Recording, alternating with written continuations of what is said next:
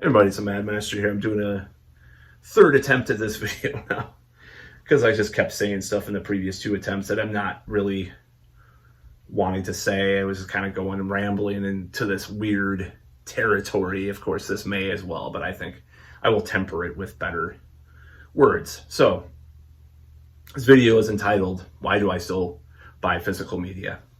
And I'm going to list my reasons for why I still do it. First of all, one of the number one reasons, well, first of all, I'll give a little background. For a while I was sailing the ships with the eye-patched ones for a long time as far as music goes. I never got into movie stuff with that, but if you can guess, sailing the high seas, as they say, I got more into music with that. So, I will mention that a huge percentage of my Manosphere collection also comes from the high seas. Now, not all of it does, but I'm just saying, like, a lot of it did. And I remember this guy in the Manosphere is like doing this, self-esteem program, I'll just call it. It's like, if you listen to this, if you're listening to this in a pirated copy, be aware it will not have the same effect. He's like trying to hypnotize you to not like have this, buy this stuff. And then people who sailed the high seas and had this plunder of that particular program actually edited that out for one of their plunders. So yeah, a lot of, and I actually have a huge collection on. I'm not ashamed to say, actually, not ashamed, because the Manosphere has gone in such a shitty direction. I don't care. It's like, I'll go around and do magic tricks at a bar. Is like how, that's pretty benign compared to like some of these guys that are out there now. But anyways, I'm not going to go into that. So I have bought, since I was 10 years old, 11 years old, tapes, CDs, records, all this stuff. And I have a little bit of a obsession, probably OCD, probably some level of hoarding disorder, a little bit. Officially diagnosed, actually, to some extent. So I have this need to accumulate things. I will admit it's an addiction to some extent. I will just be honest. And I think it's gotten a little better at certain parts of my life, especially when I get more busy and stuff, that's why I'm trying to get more busy. So that's one of the reasons, I'll be honest, like that's part of the reason. Plus, I have this obsessive need to preserve the past, to have things. In case of the EMP, I guess records will still work, on a really old record player, hopefully in a lead enclosure because some electronics will go out, but maybe not all of them, I don't know. Or the electric record player would work. So that's kind of, I have this people probably call me sentimental or nostalgic, and I have a deep obsessive element of my personality. Maybe it's my Capricorn rise or Capricorn moon, man. But not Capricorn rising. But yeah, it's like part of me that I want to do that. So, and it comes from a little bit of OCD or anxiety or whatever. But I hate admitting that, but it's true. Now the other reason is because I, always wanted to support the artist, and I like to, show that I support the artist, and, I like the formats. Well, CDs still sound better to me than, shitty MP3 and a little MP3 player, sometimes depending on, the quality. They still, to me, I've listened a lot. I could still tell. They're doing FLACs now for a lot of downloads. So that's probably going to wipe that whole thing out, but the FLAC format, but I still like to have the packaging, excuse me. I like to have the liner notes. I've learned a lot about music from liner notes. It's like, thanks to this band, we toured with for 2 years or for a year or whatever, and I'll go check out that band or whatever, or this is, or gear even, we thank Mesa Boogie for being so supportive. Oh, what do they play? Oh, they play Mark III or whatever, oh shit, I'll check that out, So it's kind of like was a source of information. It still is, to some extent. So those are some of the reasons why I buy physical media in that way. But books, I like reading books. I like the format of books. I like to open up a book and read it. I don't like to look on a screen, or even listen to a book. I'm just like, I'd rather listen to music or something. So now streaming also is, to me, annoying because you have to pay for a subscription or you go through these ads if you don't. Now, I do listen to podcasts on Spotify.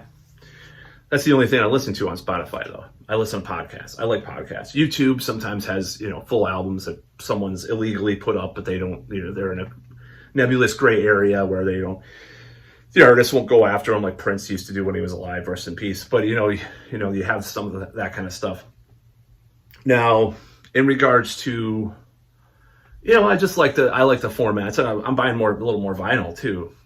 And I think vinyl sounds good and it's cool collector. I'm just like a collector. I like to have things. I like the visual aesthetic qualities of it, along with some hoarding and obsessive compulsive tendencies. So that's an answer to that number one, maybe not number one probably number one in stature or whatever reason. Now, just I like the qualities of those things, and maybe it's because of my age or whatever. This girl who I was seeing said that, oh, you're Generation X, yeah, of course, whatever. Well, I don't care. Whatever, fuck you, whatever, I don't care. So, and I'm old. I mean, I'm young enough to not be into that as much. I'm kind of on the cusp, so whatever. But there's the number two reason why I still buy physical media and why I still collect physical media is to me, it's not because of the EMP that I'm scared of. We still be able to play records on these old, maybe old record players or protected ones and lead or what, enclosures or whatever. I don't know. I'm not saying that. But the number two reason is something that's come to more prominence in recent years and recent months even. And that is censorship. So I bought this because, of course, there was a run on them when they announced that they had these censored versions of Roald Dahl books. I never owned any Roald Dahl in my life, honestly, but I was like, okay, I'm buying these old editions. This one's from 1996 because they were going to tinker with the language of the original book, and they're still doing that, but they're going to reissue some of those old editions too. In case they don't, I have this edition, and Sound of Music might eventually get banned, or there's already the Song of the South's already banned. It's online, but who knows? And you have these nebulous contracts with these companies where they'll stop. You can only stream something once, or there's all these things in the works and all these things being talked about, and then sometimes they'll remove a movie from a streaming service or an album. There'll be some contractual thing where the band being fighted with a record company, they'll pull the music from Spotify or whatever. So there's a lot of different reasons for wanting to preserve physical media. But the number one reason to me, other than being just kind of a freak, and that's fine, is censorship. They're wanting to censor things and me wanting to preserve things. I like to preserve the past, So I do buy books, and since they were talking about censorship and they might ban, who knows, H.P. Lovecraft, might be censored in the future or whatever, depending on which government kicks over. Or, I'm not saying this is going to happen because there's been so much backlash against all that stuff nowadays. There's been a lot of backlash against the whole thing. But I also like I said before, I think I said it in this take of this video, I just like to have the tactile thing with things that I'm doing. And that's just the way I am. I'm not going to apologize for it. Now, being so obsessive compulsive with regards to it is probably bad. That's the only bad thing. It's like, it is a thrill to get physical media. I'm like, oh man, I'm going to get my hands on that album. And there is the pleasure, because I'm old enough to remember when you went to a record store and you couldn't hear an album before you bought it, some places have like listening stations and stuff, but you wouldn't sit there for an hour to listen to the whole album at a listening station. It's just like, that would be kind of rude, So you went home and put it on, and you listen to it and be like discovering something new. And then, like I've said before in my previous videos, when I got back into my renaissance of metal in 1997, that was a whole period of time where I was buying imports which weren't available on the internet, they were available to purchase on the internet.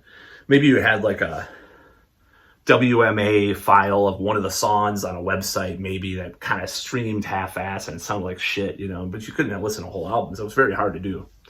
So, and then it might have been, what was that called? That, can't remember that one site that was kind of nebulously, God, that was a little later, I think. But yeah, it wasn't like, I'm not talking about Napster, I'm talking about like this other thing.